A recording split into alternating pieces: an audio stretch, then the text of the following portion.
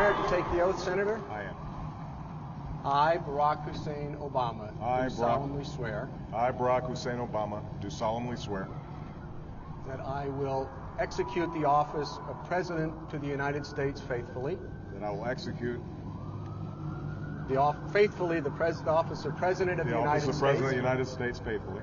And will, to the best of my ability, preserve, protect, and defend the Constitution of the United States. Preserve, protect, and defend the Constitution of the United States. So help you God? So help me God. Congratulations, Mr. President.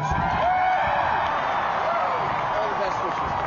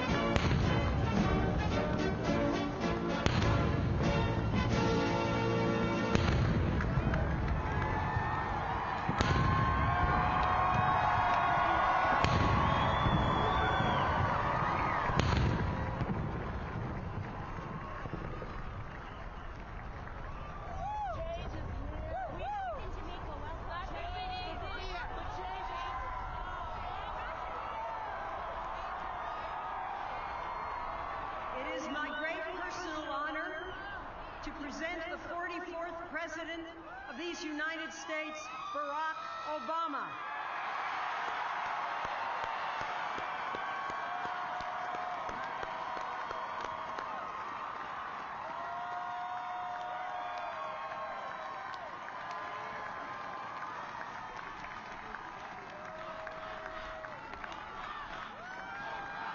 Thank you. Thank you.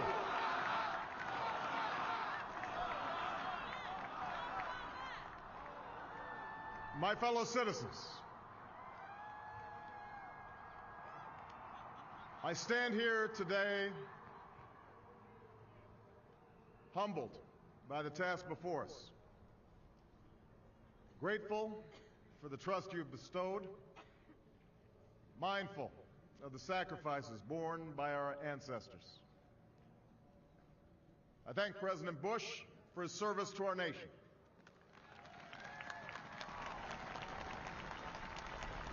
As well as the generosity and cooperation he has shown throughout this transition. 44 Americans have now taken the presidential oath. The words have been spoken during rising tides of prosperity and the still waters of peace. Yet, every so often, the oath is taken amidst gathering clouds and raging storms.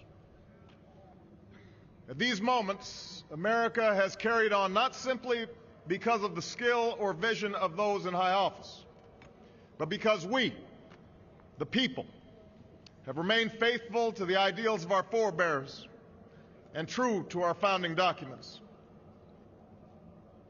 So it has been, so it must be with this generation of Americans. That we are in the midst of crisis is now well understood. Our nation is at war against a far-reaching network of violence and hatred. Our economy is badly weakened, a consequence of greed and irresponsibility on the part of some, but also our collective failure to make hard choices and prepare the nation for a new age. Homes have been lost, jobs shed, businesses shuttered. Our health care is too costly, our schools fail too many, and each day brings further evidence that the ways we use energy strengthen our adversaries and threaten our planet. These are the indicators of crisis, subject to data and statistics. Less measurable, but no less profound, is a sapping of confidence across our land. A nagging fear that America's decline is inevitable, that The next generation must lower its sights. Today, I say to you that the challenges we face are real. They are serious and they are many. They will not be met easily or in a short span of time. But know this, America, they will be met.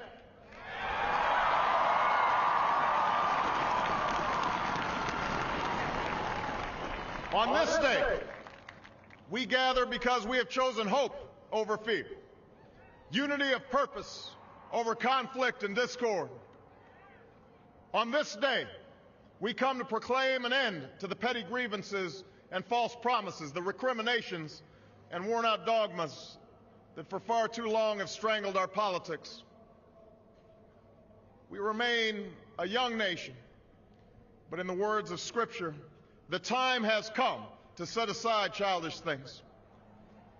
The time has come to reaffirm our enduring spirit, to choose our better history, to carry forward that precious gift, that noble idea passed on from generation to generation, the God-given promise that all are equal, all are free, and all deserve a chance to pursue their full measure of happiness.